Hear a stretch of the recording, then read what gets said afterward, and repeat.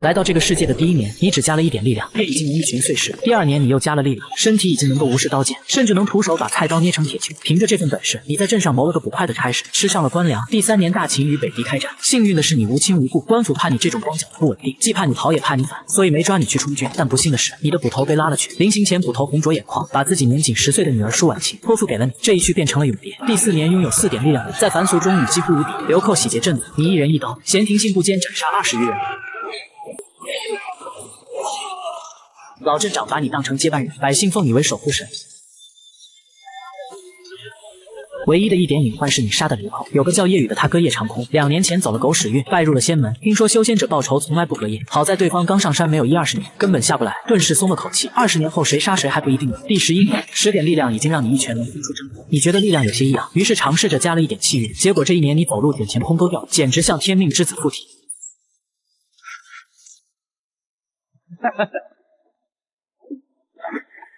第13年，2个消息同时传来，坏消息是前线噩耗，数千人的父亲战死了，小姑娘哭得撕心裂肺。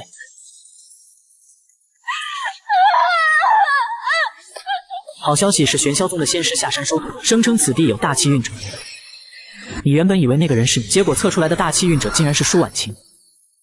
舒婉晴不愿意走，因为她早就发现了你青春永驻的秘密。为了有朝一日能和你长相厮守，她最终答应成为仙门弟子，唯一的条件是带上你。要我走可以，但必须带上他。然而现实很骨感，先是摸了摸你的根骨，只给了4个字：无运反骨。带回宗门只会是累赘，你被拒之门外。作为补偿，先是让你挑一样东西，你不要神兵利器。试问有没有能拿寿命换修为的功法？先是看你的眼神，像是在看一个傻子，但还是丢给了你一本龟息术和2颗筑基丹。功法上写的300年结丹，3000年大能，3万年转胜，30万年当是无敌。更妙的是，它还可以燃烧3倍寿命，换取3倍修炼速度，这简直就是为你量身定做。别人要300年，你只要100年。时光飞逝，又过了10年，老镇长退休，你顺理成章成了新镇长。此时你的面板已经相当华丽丽了，20点，气运6点，你随手摘叶飞花，便能洞穿50里外的山。在高气运的加持下，龟息术还进阶成了大龟息术，你的名声渐渐传开，无数江湖客慕名而来，被灭门的孤儿，被退婚的天才，经脉尽断的废柴，一个个一看就是主角模板的人物，跪在你门前求拜师，你一一拒绝。开什么玩笑？这种自带因果和仇恨光环的人，收一个就够你麻烦一辈子。这些人不肯走，干脆在镇上定居，好好的甘棠镇，硬生生被他们折腾成了一个小舞台。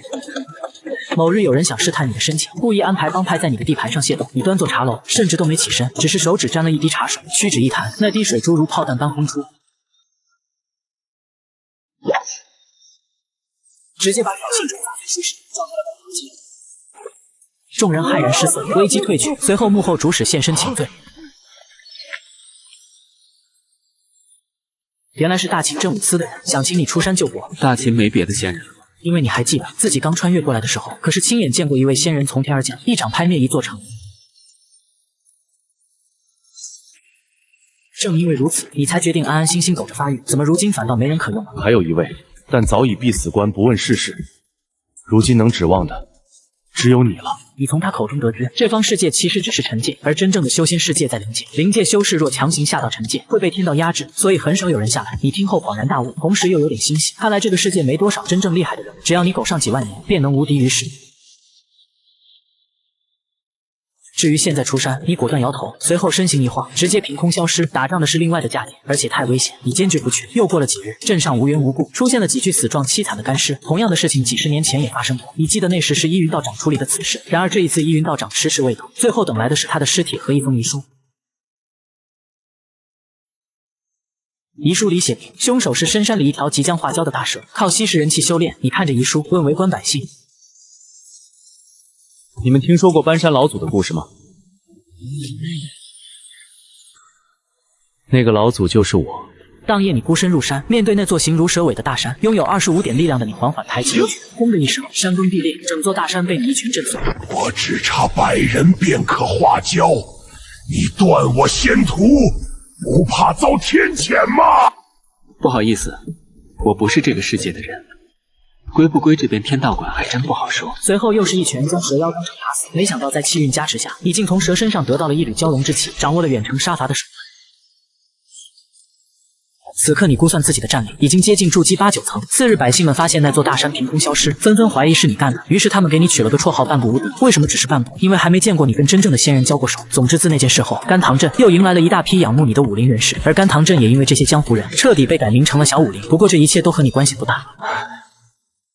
想低调都不行了。又是数十年闭关，外界风云变幻，大秦新帝登基便防线告破，而小武林也迎来了真正的危机。正是30年前拜入仙门的叶长空，他回来了。30年河东，30年河西。当年的叶长空如今已是仙门弟子，而他此行正是得知弟弟死在小武林，特来报仇。尤其是在以武力震慑了小武林中的4大掌门之后，又得知阵中还藏着一个能摧山断河、宛如仙人的你。叶长空立刻明白了，杀死他弟弟的人很可能就是你。至于你的实力，他丝毫不惧，摧山断河他也未尝不可。于是4大门派的人被迫来到你的住处，把你喊醒。而你闭关之后，第一次与真正修仙者的交战也即将开始。不过你得知此事后，丝毫不惧，毕竟有客自有方来，当然得先砰砰2拳，打不死再敢出门也不迟。尤其是在来到这个世界数十年后，你的力量加点已经来到了35，你的实力早已不是寻常修仙者可比。面对悬浮半空不可一世的叶长空，你神色平静。是你杀了我那个废物弟弟，杀得好，我屠光你们这群蝼蚁，便更加师出有名了。你杀心太重。叶长空懒得废话，抬手便是一剑斩来。在所有人惊恐的目光中，你仅仅伸出2根手指，便轻描淡写地夹住了那柄飞剑，随后屈指一弹，恐怖的反震之力直接将叶长空东飞数百米。这就是修仙者吗？你有些失望。这句话让叶长空羞愤欲狂，他祭出本命法宝，化作漫天剑雨，想要将你彻底绞杀。接我这一招！你随手一挥，金色的蛟龙之气咆哮而出，瞬间震碎满天飞剑。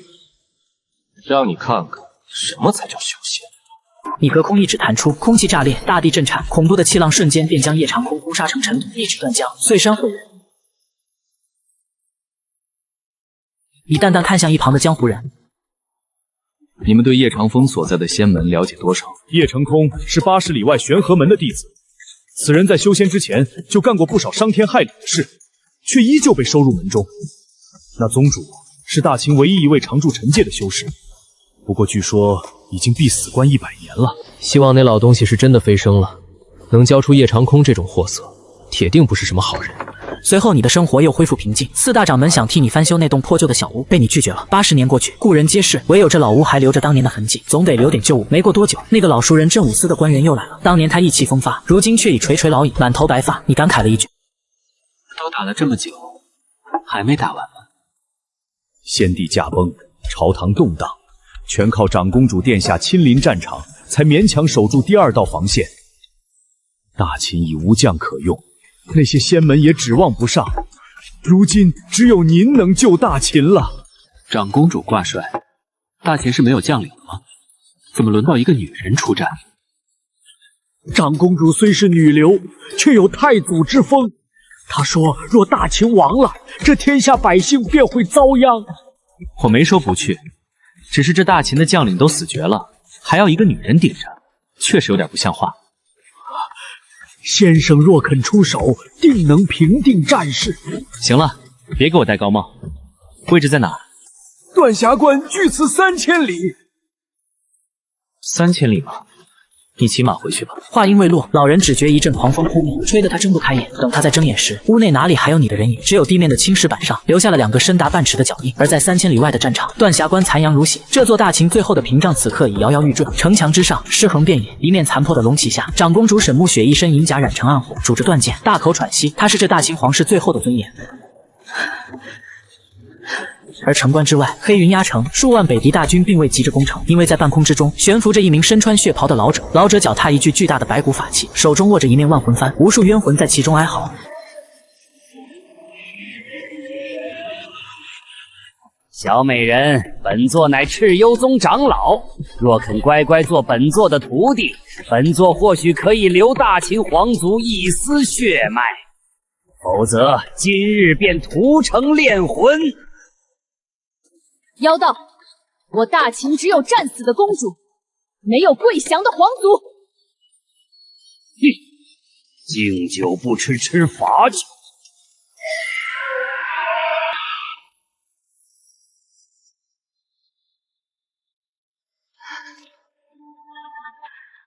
大秦秦要亡了吗？就在这千钧一发之际，苍穹之上突然传来一声破空声。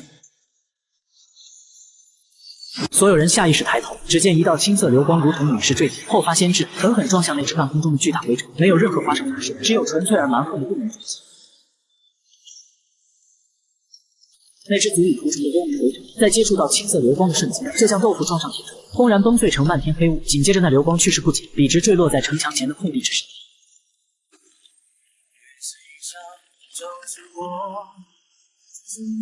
大地剧烈震颤，仿佛10级地震冲击波，直接把数万名北狄骑兵连人带马掀到了天上。一时间全场死寂，无论是倒地的北狄大军，还是城头守军，全都目瞪口呆地看着那烟尘。中心烟尘缓缓散去，一个巨大的陨坑中央，你慢慢直起身，拍了拍长衫上的灰尘，又扶正了头顶斗笠。你自言自语了一句：“这路稍微有点远，落地没太控制好力度。你是这里管事的？我是。敢问阁下是哪座仙山的仙师？我不是仙师。”你转过身，背对城墙，看向半空中那个同样有点猛的血袍老者。我只是个镇长，听说你们这里有人闹事，特来调解一下。你的身体毫无灵力波动，竟是个凡人？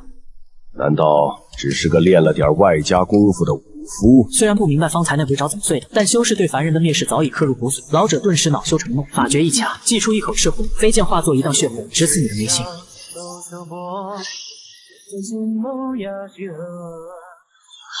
仙师小心！你站在原地动都没动，就在飞剑即将刺中你眉心的一瞬，你抬起右手，屈指一弹，那柄削铁如泥的下品灵气飞剑被你一根手指直接弹飞。不仅如此，巨大的反震之力还让剑身瞬间布满裂纹，随后咔嚓一声，断成无数碎片，本命法宝受损。空中的血袍老者猛地喷出一口鲜血，满眼惊恐。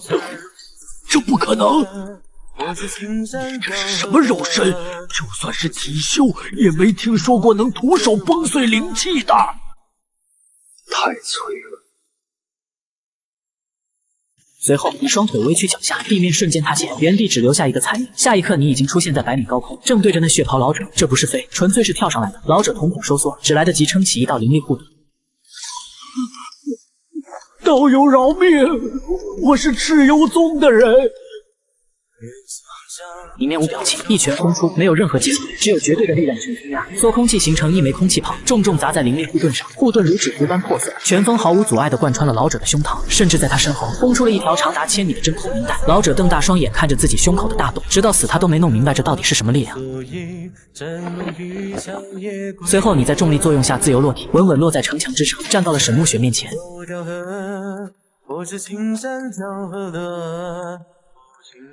北狄大军眼见神仙般的人被你一拳打死，顿时三军大乱，将帅士卒纷纷丢盔弃甲，狼狈奔逃。大秦城墙上一片死寂，所有士兵都惊恐地看着你，没有理会众人，只是看着面前这位虽然满脸血雾，却依旧难掩绝色的长公主。沈暮雪深吸一口气，颤声朝你深深一拜。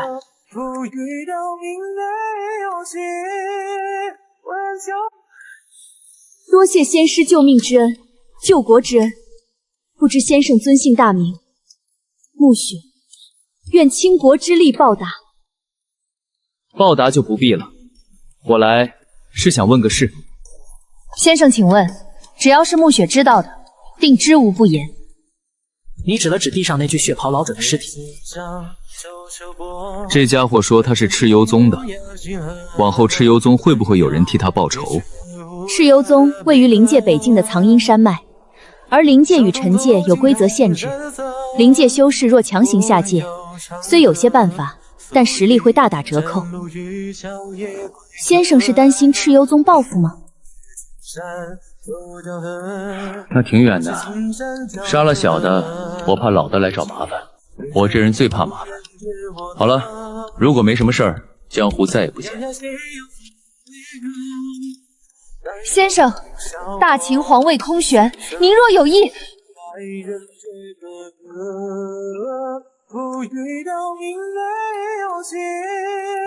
我只是个镇长，今天的事别说是我干的。说完，你一步跨出，消失在茫茫夜色之中。你回到甘棠镇后，就像什么都没发生过一样，继续过自己的小日子。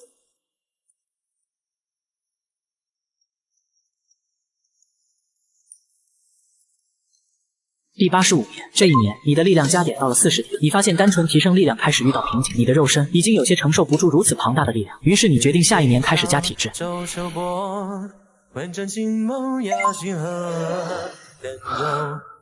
第90年，大秦中兴，女帝沈墓雪励精图治，平定四方。她在皇宫深处立了一座无字碑，每逢初一15便去祭拜，有极少数人知道她在等一个人。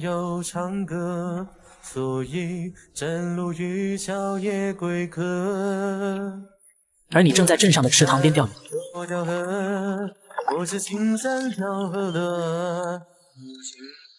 这10年里，你加了5点体质，5点气运，你的肉身坚硬程度已经堪比极品武器。现在就算站着让金丹期打，估计也就是破点皮。然而就在第95年，你意外从江湖人手中得到了一张残图，图上记载着一处通往灵界的传送阵位置。你看了一眼，随手加进书里，拿去垫桌角。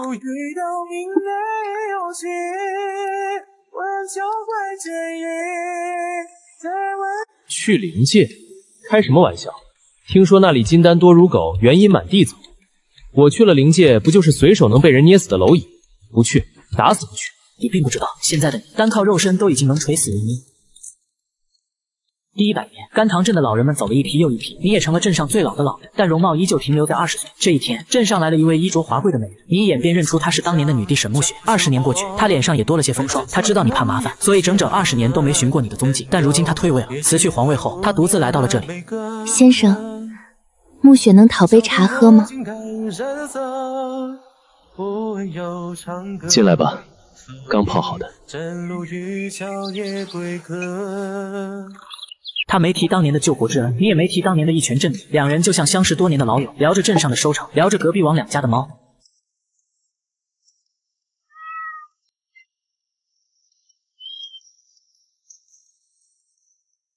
这一刻，她不再是那个叱咤风云的女帝，你也不再刻意装作什么高人。此时此刻，你们只是红尘中2颗短暂交汇的星辰。随后，沈墓雪在镇上住了下来。她在你隔壁买了一座小院，每日养花种草，偶尔来你这里蹭饭。她从不过问你的修行，你也默契的不提朝堂旧事。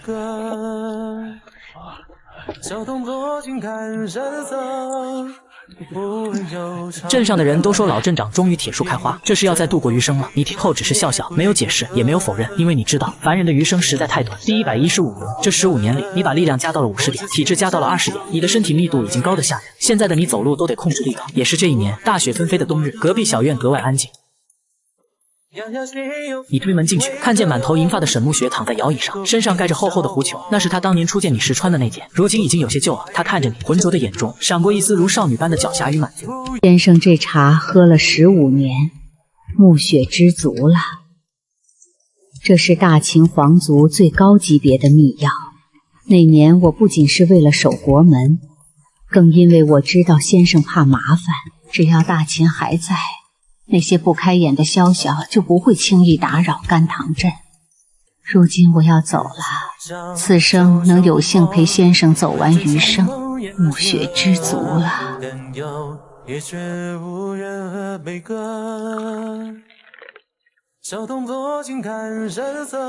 下辈子别生在帝王家，也别遇见长生者，找一个爱的人共度余生吧。第120年，你再次感受到一种莫名的心悸，不是因为恐惧，而是因为这个世界似乎开始排斥你了。你的力量太强，强到一呼一吸间都会扰乱周围的天地灵气，你不得不更加小心地收敛气息。整日坐在那张垫着灵气地图的破桌前发呆，直到这一日，天空裂开了，是真的裂开了。甘棠镇上空的苍穹像是一面被打碎的镜子，出现了一个巨大的黑色漩涡。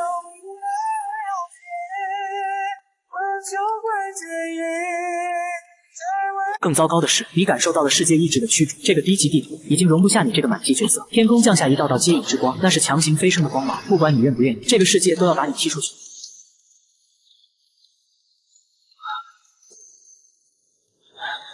看来是时候换个地方继续苟着了。你叹了口气，回头看了眼甘棠镇，这里承载了你120年的记忆。你回到屋内，从桌角抽出那张积灰的残图，又带上了沈墓雪留下的玉佩，最后背起那个装满家当的小包裹。别催了，我自己走。你一步踏空，顺着接引之光，主动冲向那道巨大的裂缝。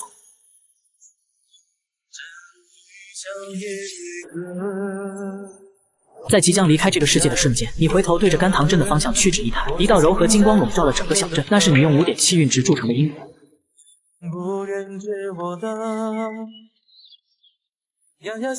消耗5.7运值，因果结。护他们百年风调雨顺，算是我交的最后一次房租吧。光芒一闪，你的身影彻底消失在尘界。甘棠镇的百姓们泪流满面，而在镇口石碑上，不知何时多了一行字：此地有仙，名曰无尘。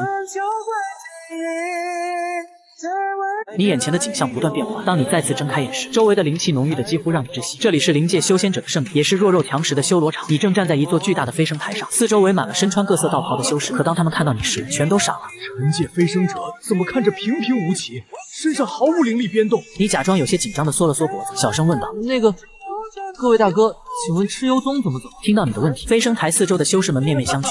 那可是北境藏阴山脉的魔道大宗，区区一个连炼气期都不是的凡躯，找死也不是这么找吧？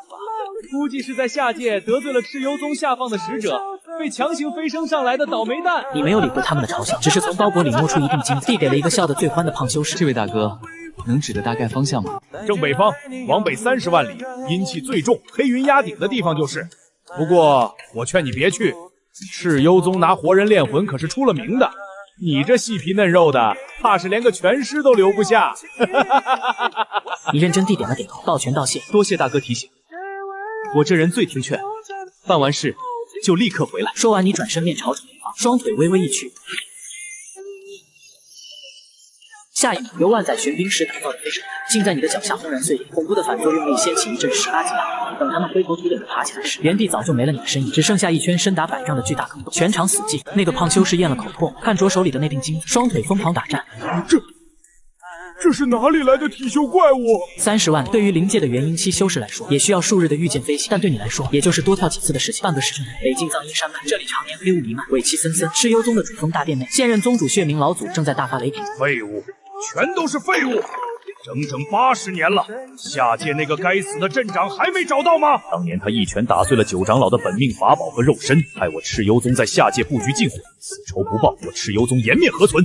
宗主息怒，下界天道压制太狠，我们派下去的弟子一旦超过筑基期，就会被雷劫劈死，实在是找不到那人的踪迹啊！血冥老祖眼神阴鸷，正欲发作，突然一团耀眼的青色流光以毁天灭地之势，笔直砸落在了主峰大殿的白玉广场上，整座藏阴山脉剧烈摇晃，无数宫殿阁楼在冲击波中轰然倒塌，惨叫声此起彼伏。血冥老祖大惊失色，立刻率众长老冲出大殿。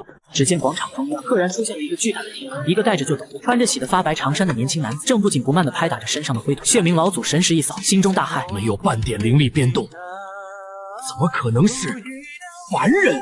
阁下究竟是谁？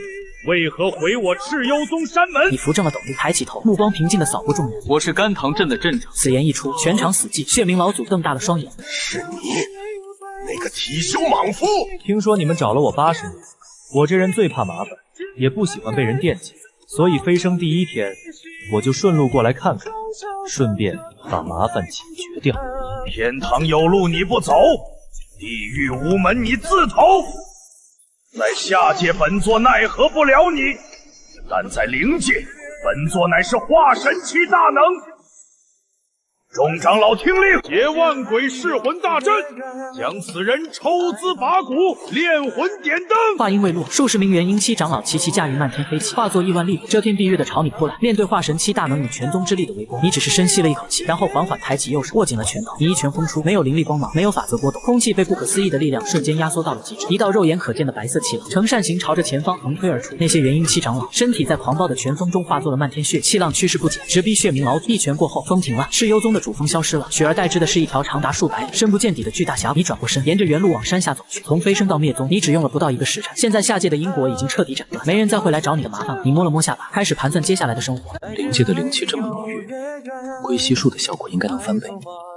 先找个山清水秀的凡人小镇，继续苟个1万年吧。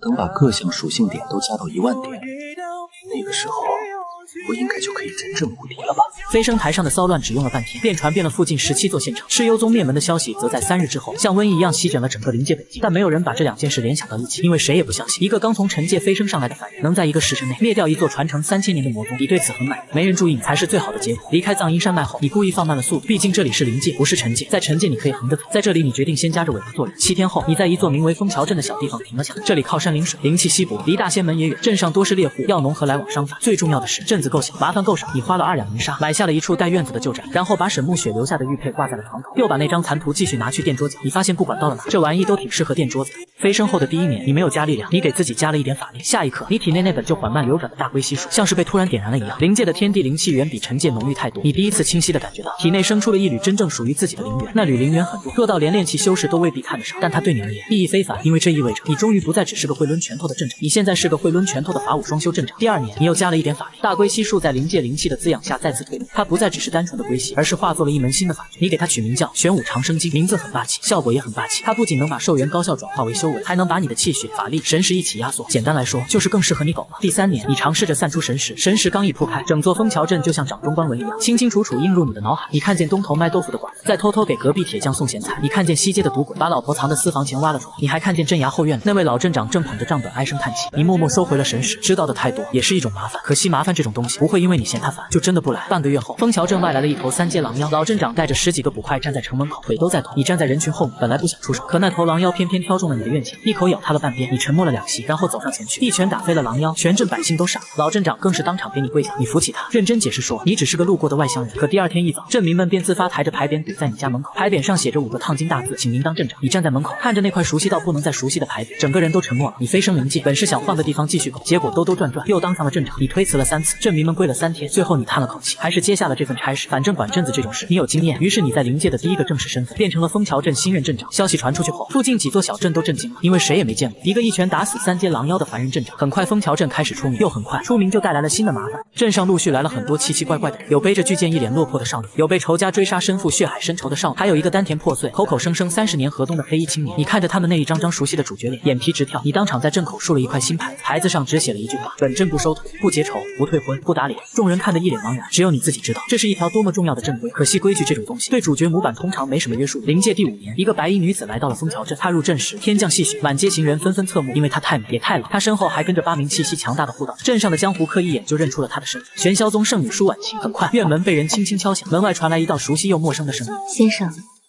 婉晴能讨杯茶喝吗？你站在原地安静了很久，最后还是走过去，打开了院门。门外的舒婉晴容颜依旧，眼神却比当年深了太多。她看着，眼眶微微发红。我找了你100多年。你看了看他，又看了看他身后的8名护道。你来就来，带这么多人做什么？不是我要带，是他们必须跟着。你皱了皱眉，这句话一听就知道后面有麻烦。你把他迎进院子，那8名护道者想跟进，你只看了他们一眼，院门便砰的一声自己关上。8人同时脸色一变，因为他们发现自己竟连推门的勇气都生不出来。院子里很安静，舒婉晴坐在石桌旁，静静看着你泡茶。她没有问你这些年过得如何，你也没有问她如何从尘界一路走到今天，因为你们都知道这100多年不可能轻松。茶泡好后，舒婉晴捧着茶杯，轻声说了一句：先生还是没变。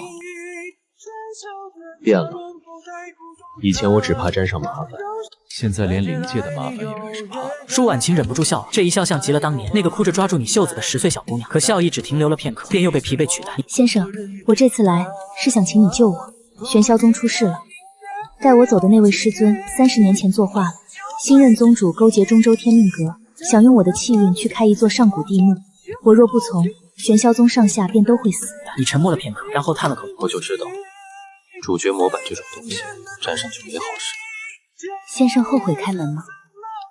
有一点，但不多。舒婉晴低下头，嘴角却微微扬起。她知道这句话的意思，其实就是不后悔。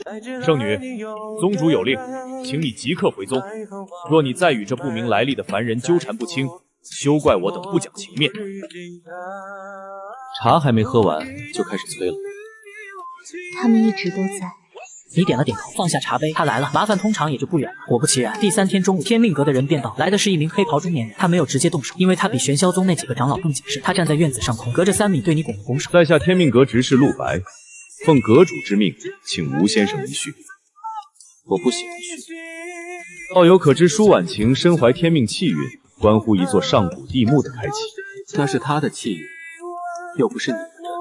道友莫非与我天命阁为敌？本来不想，但你们非要来我家门口说这句话，那现在算是了。陆白显然没想到你会把话说得这么直接。良久之后，他忽然笑了。我天命阁立足中州7万年，阁中合体大能不下双手之多。你纵有几分本事，莫非还能与天争命不成？我以前在惩戒的时候，也有人跟我说过差不多的话，后来他们都死了。陆白脸上的笑意缓缓消失，下一刻他袖中飞出3枚古铜色命旗，命前迎风变长，化作一方笼罩全阵的阵图。阵图之上天机流转，命纹交织，这是天命阁的成名手段，劫人气运，改人命术。枫桥镇上空瞬间阴沉了下来。舒婉晴起身走到你身旁，低声道：“先生小心，这是真正的命术攻击。”你点了点头，然后伸手抓住了半空中的一根命线。陆白的瞳孔骤然收缩，因为那根命线本该无形无质，只能以神念牵引，可现在它被你像扯绳子一样，硬生生从虚空里拽了出来。这玩意儿就是命。你看了两眼，觉得有点脆，于是你手上一用力，啪，整座阵图当场崩断。陆白如遭雷击，猛地吐出一大口血。这不可能！你怎么可能徒手触碰天命之线？原来这就是气运和命术的用法。邪道！陆白听得浑身发凉，因为他忽然意识到，你不是在硬扛他的术法，而是在献血。一个第一次接触天命术的人，只看了一眼就能徒手扯断命线，这已经不是怪物能形容的，这是艺术，真正意义上的艺术。他再不敢停留，转身就想施展遁法逃命。你坐在原地，没有起身，只是屈指一弹，一道无形气劲穿过3米。陆白整个人，连同他的元神、令盘、护身法宝一起，在空中炸成了一团画的干干净净。这1日之后，枫桥镇彻底安静了，没有人再敢靠近，连路过的飞禽都刻意绕着走。你终于得到了几分久违的清静，可你也知道，这种清静不会太久，因为陆白死前已经把消息传回了中州。果然，半个月后，天命阁3位推演大宗师同时开台，他们想算你的来历，想算你的命数，想算你和舒婉晴之间的因果。结果，第1位大宗师刚看到一片空白，便当场七窍流血；第2位大宗师连界外2个字都没来得及说出口；第3位最惨，他强行推演到了甘棠镇，看到了一块石碑，石碑上写着5个字：此地有仙无尘，然后他便疯了。无尘者，不可算，不可惹。违令者，逐出天命阁。你终于松了口气，这帮人总算有个聪明。舒婉晴坐在你对面，看着你慢吞吞的给茶壶添水。先生，你接下来打算怎么办？先继续住着，等再加几年属性点，等强到谁都打不动我的时候，我就更安心了。那我呢？你想留就留，但先说好，我这里不收徒，也不收圣物。那收什么？收个蹭饭的，倒也不是不行。舒婉晴怔了一下，随后轻轻笑了起来。这是她来到灵界后笑得最轻松的一次。听说了吗？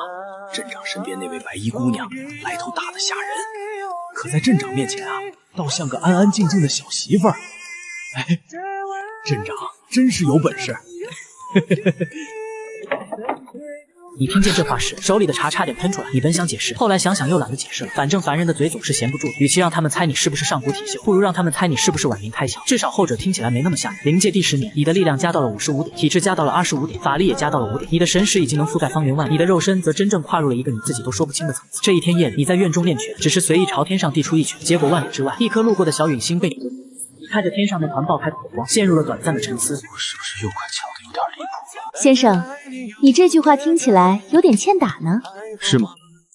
那我以后尽量少说。可还没等你继续安稳多久，一个更大的消息传遍了整个灵界，上古地墓提前现世了，而墓门开启的钥匙之一就是舒婉晴身上的天命气运。与此同时，天命阁、大荒圣地、万妖山、无量剑宗4方势力齐齐发出诏令，凡提供舒婉晴与无尘行踪者，赏圣器1件；凡能擒住2人者，赐1州之地。整个灵界都开始动了。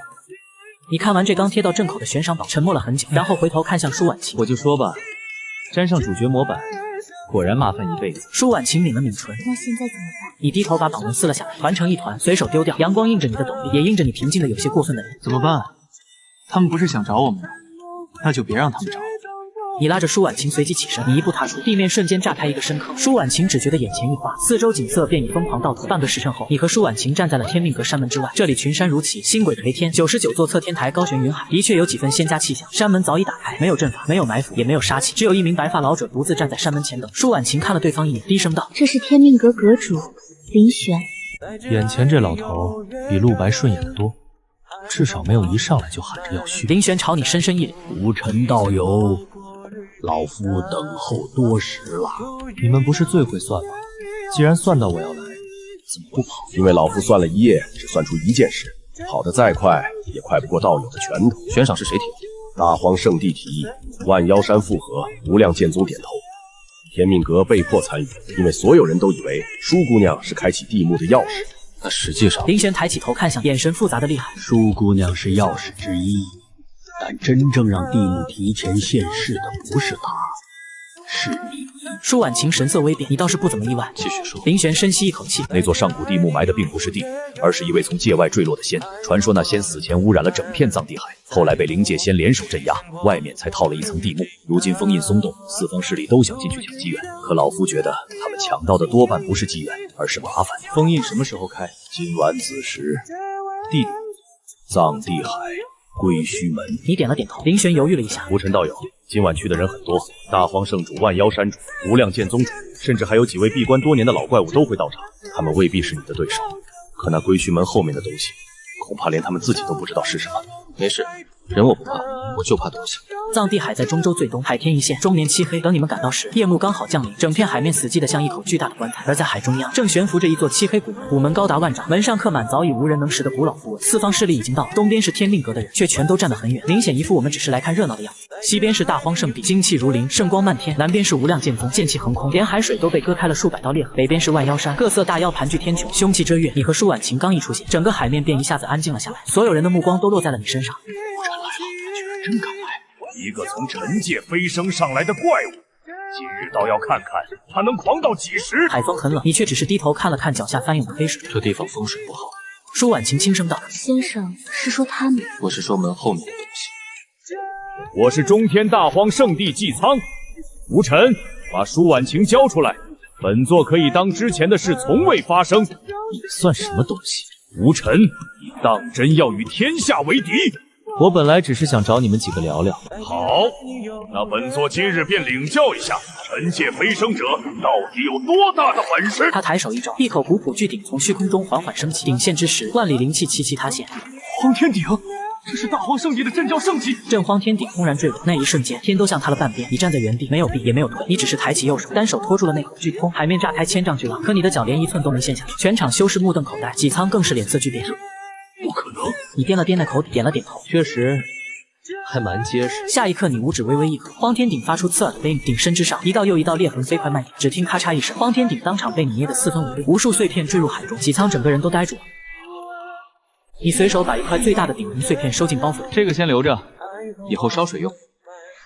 还没等众人从震惊中，无量剑宗那边突然响起了一声剑，一名灰衣老人踏着万剑，须发皆张，杀气冲霄。庶子，圣鼎岂容你辱？无量剑宗谢逊，请你赴死！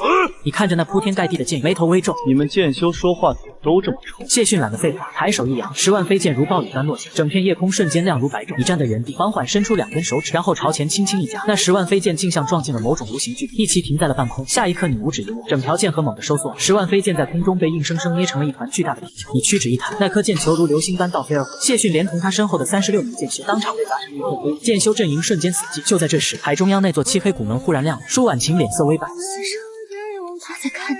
你也感觉到那不是错觉，门后的东西真的在看你。下一刻，古门轰然震动，一条粗大无比的黑色锁链从门缝中猛地崩断。林玄站在远处，不好，门不是要开了，是里面的东西要出来了。一只惨白的手缓缓从门后伸了出来，那只手并不大，甚至看起来很普通。可当它出现的一瞬间，方圆10万里的灵气便全部死，是真的死了，不再流动，不再呼吸，不再回应任何人的召唤。仙师，那是仙师！下一秒，那只手轻轻一按，那名大成老怪连同他周围数百名修士，同时化作了无声无息的灰，全场大乱。刚才还高高在上的各方巨头，此刻全都疯了一样后退。可没有用，古门里的东西正在一点点走出来。那是一个浑身缠满断裂锁链的白衣人，他没有眼睛，脸上只有一片平滑的苍白。可他抬头的一瞬，所有人都感觉自己被看见了。我还是第一次见到比我更像麻烦的东西。那白衣仙师缓缓抬起手，遥遥指向了刹那间，一股前所未有的危机第一次真真正正的落在你身上。你脚下的空间开始塌陷，低头看了一眼自己的手臂，上面竟然裂开了一道细小血口。我来灵界这么久，你还是第一个打破。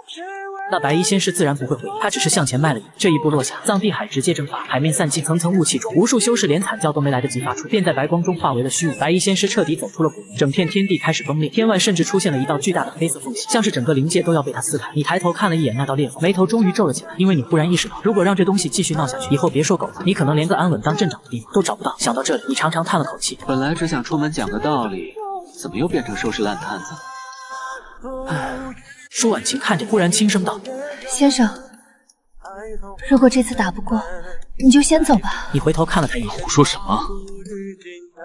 我我家还在奉前镇，桌脚底下还压着地图呢。说完，你向前走一步，这一刻，你不再压制自己的气血，也不再压制自己的神识，更不再压制自己的内神，已经强到开始违背常理的肉身功。你的气息第一次完整的在灵界展开，方圆10万里，山海齐鸣，无数还在逃命的修士，齐齐被这股纯粹到极致的生命威压压得跪了下去。白衣仙师身上的锁链同时飞起，化作9条灭世黑龙朝你绞杀而来。你抬手抓住第一条，反手就把它当鞭子甩出去。第2条黑龙被你直接抽爆，第3条被你一脚踏。白衣仙师终于不再硬拼，他抬手对着天空一抓，那道天外裂缝猛然扩大，无数诡异黑影从裂缝深处探出，像是想要借着这个机会降临灵界。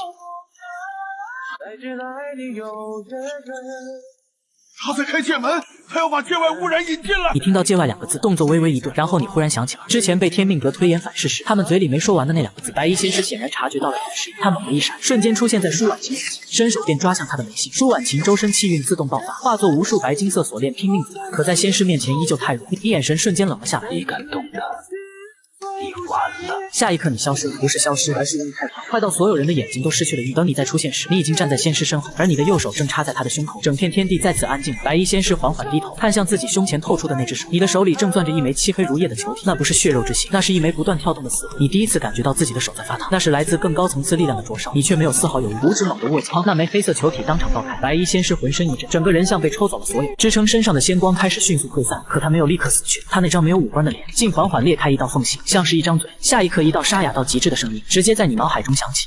原来是你！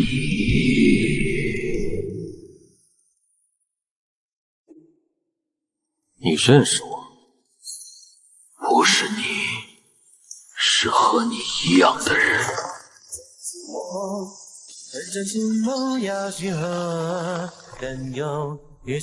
什么意思？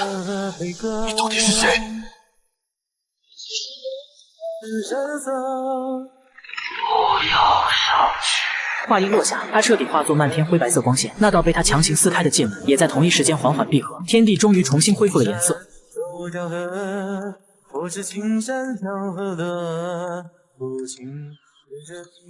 活下来的所有人都怔怔看着你，没有欢呼，没有喝彩，只有一种近乎本能的敬畏和恐惧，因为他们亲眼看见了一个自称镇长的人用手掏死了一具仙师。你站在原地，久久没有说话。舒婉晴走到你身旁，小心翼翼地看了你一眼。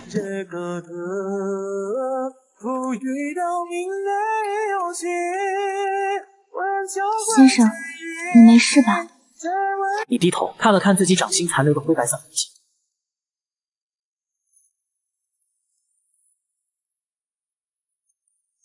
有事？伤得重吗？不是伤，是麻烦变大了。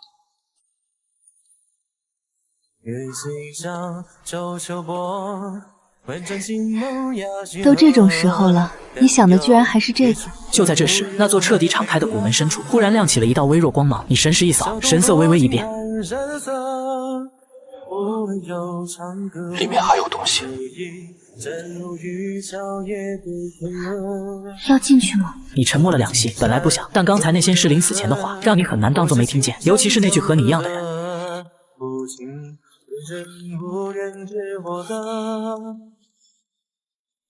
进去看看，看完就走。你一步踏入古门，舒婉晴紧随其后门。后的世界并不是墓，而是一片早已崩坏的灰白废墟。这里没有灵气，也没有时间流动的痕迹，只有一座残破石殿，孤零零立在废墟中央。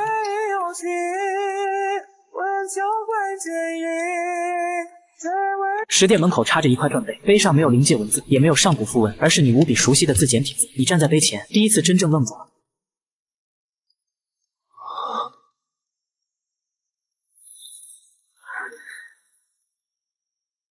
先生，上面写了什么？后来者。如果你能看到这行字，说明我已经失败了。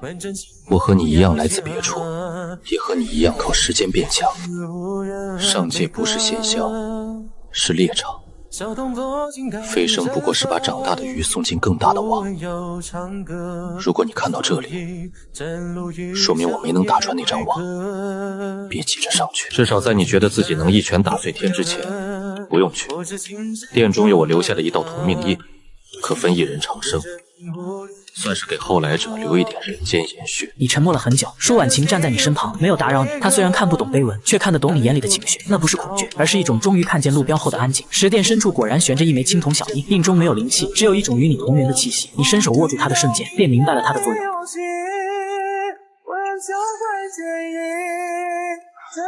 它不能让人真正与你一样无限成长，却能让一个人与你共享漫长岁月。你下意识看了舒婉晴一眼，她被你看得耳根微红，却还是轻声问道：“先生，里面写了什么？”上面说暂时别再往上走了。那就不走。他回答的太快，仿佛这本就是一件不需要思考的事。你忽然笑了，这一趟出门本是来解决麻烦，结果麻烦的尽头竟是另一个和你一样的人给你留了一盏灯。离开古门前，你回头看了一眼那片灰败废墟，然后一拳轰出整片封印之地，连同古门一起崩碎，彻底沉入虚无。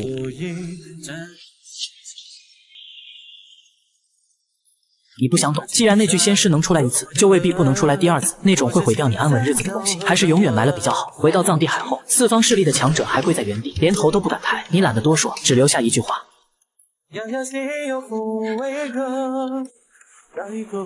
从今天起，谁再打舒婉晴和枫巧镇的主意，我就去他山门坐坐。没人敢应声，但所有人都知道，这句话比任何誓言都重要。当天之后，天命阁撤了悬赏，大荒圣地闭门摆。无量剑宗把无尘2个字列为禁忌。万妖山更是连夜把山门往西挪了10万里，而你什么都没带管，你只是带着舒婉晴回了枫桥镇，院子还在，茶壶还在，桌脚下那张旧图也还在。你蹲下身，把它抽出来看了一眼，又重新塞了回去，还是垫着吧。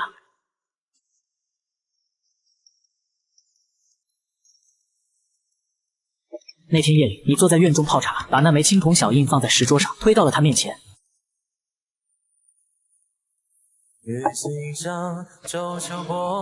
墓里还留了个东西，能让一个人活很久。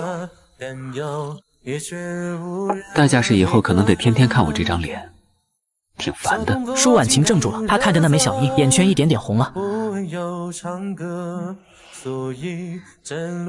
100多年了，他从10岁等到如今，终于等到你第一次把以后2个字说给他听。他没有去拿那枚印，而是先看着你。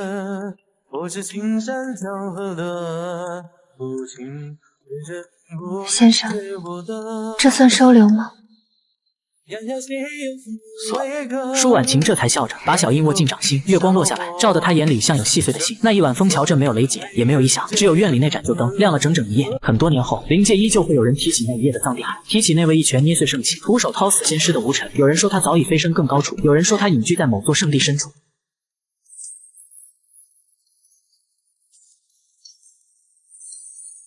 还有人说他根本不是人，是某位上古大能转世。可谁也不会想到，那个让整个灵界不敢大声说话的人，此刻正蹲在枫桥镇的灶台前，研究怎么用黄天顶的鼎儿烧水更快。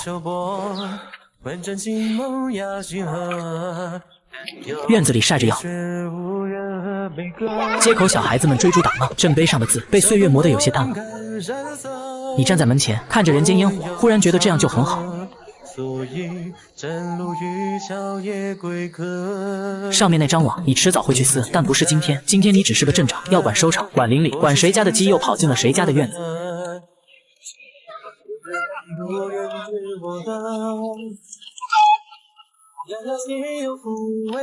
至于无底，至于长生，至于更高处的秘密，都可以再等等，反正你有的是时间。而这一次，你终于也不再是一个人了。不遇到明媚有情，万桥怪剑影。